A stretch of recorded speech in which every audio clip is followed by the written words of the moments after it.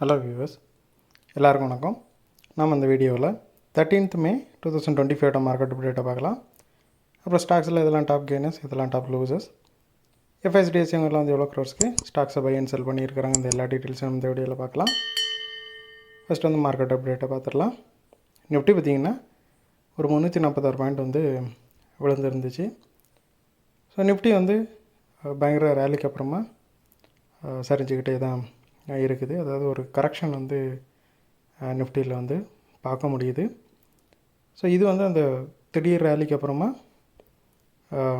ஒரு கன்சல்டேஷன் மோடில் இருக்குது நிஃப்டி. ஸோ இனிமே வந்து இது எந்த சைடு மூவ் ஆகணும் அப்படிங்கிற ஒரு பாத்தை வந்து நம்ம தேர்ந்தெடுக்கும். ஸோ ஹையர் சைடு போகிறதுக்கான வாய்ப்புகள் தான் வந்து நிறையவே இருக்குது. ஏன்னா நெகட்டிவ் சைடில் வந்து பெரிய அளவுக்கு எந்த நியூஸஸுமே இல்லை. ஸோ ஃபுல் அண்ட் ஃபுல் வந்து பாசிட்டிவிட்டி தான் இந்தியன் மார்க்கெட்லேயும் சரி, அதே மாதிரி யூஎஸ் மார்க்கெட்லேயும் சரி நம்மளால் பார்க்க முடியுது. அதனால் நிஃப்டி வந்து கிராஜுவலாக ரேலி ஆகிறதுக்கான வாய்ப்புகள் தான் நிறையவே இருக்குது. கோல்டு வந்து இன்னும் கன்சல்டேஷன் மோடில் இருக்குது. ஸோ அதுவும் வந்து கொஞ்சம் கொஞ்சமாக சரிஞ்சிக்கிட்டே தான் இருக்குது. ஒரு நாள் சரிகிறப்போ வந்து பை அதிகமாக வர்றதுனால அது மறுபடியும் ரேலி ஆகுது.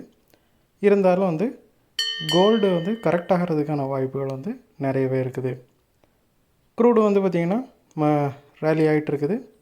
ஸோ இது வந்து க்ரூடு 70 வரைக்கும் போகிறதுக்கான வாய்ப்புகள் வந்து நியர் ஃப்யூச்சரில் அதிகமாகவே இருக்குது.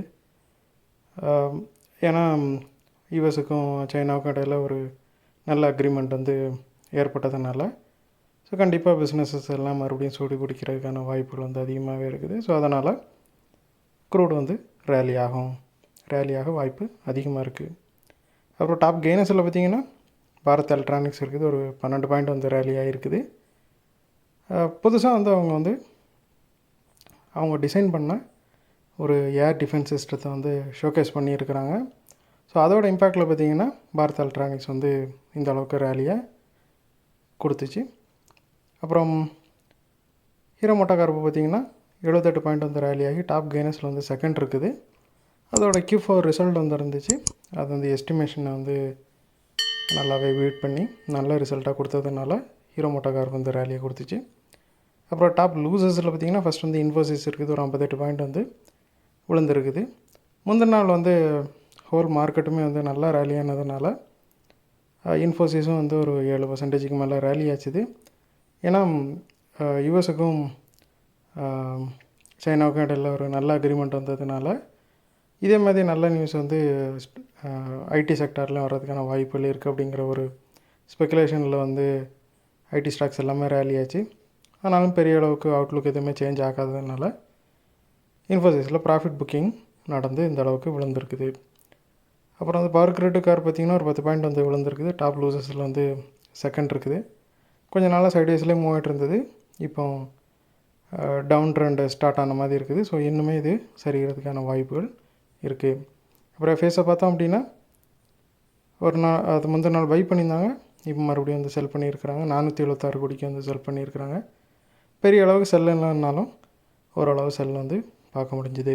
அப்புறம் டிஎஸ் பார்த்திங்கன்னா 4273 கோடிக்கு வந்து பை பண்ணியிருக்காங்க. 3வது கண்டினியூஸ் டேவாக பை பண்ணியிருக்கிறாங்க.